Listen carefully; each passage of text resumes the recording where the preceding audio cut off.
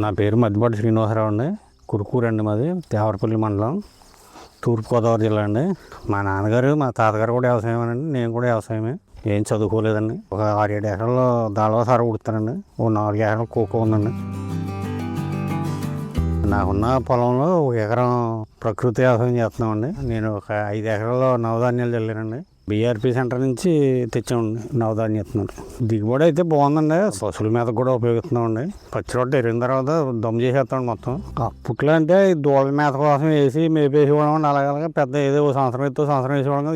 ఇప్పుడు ఈ 3 సంవత్సరాల నుంచి బాగా వేస్తున్నామండి.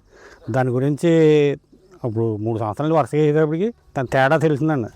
అందుకనే పని కట్టుని జల్లుతుండే ఇప్పుడు వీటిని.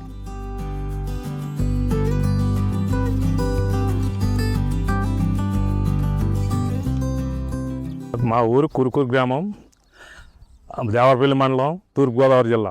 నేను 3 ఎకరాలు వరి సాగు చేస్తాను. ఆ వరి సాగులో నవధాన్యాలు చల్లాను. 3 ఏళ్ళ బట్టి ఇలా చల్లుతున్నాం. ఇలా చల్లటం వల్ల భూసారం కూడా బాగుంటుంది, భూమికి కూడా ప్రకృతి కలుగుతుంది, పంట దిగుబడి కూడా వస్తుంది. ఈ విత్తనాలు బండి సురేష్ గారు బీఆర్సీ సెంటర్ నుంచి తీసుకొచ్చాను. ఎకరానికి 10 కేజీలు చొప్పున 30 రకాల విత్తనాలు చల్లాం.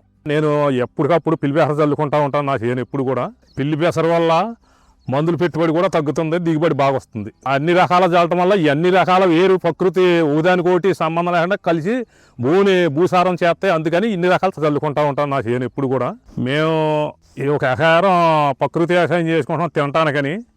ఉన్నది పామాయిల్ వేసాం ఈ సంవత్సరం.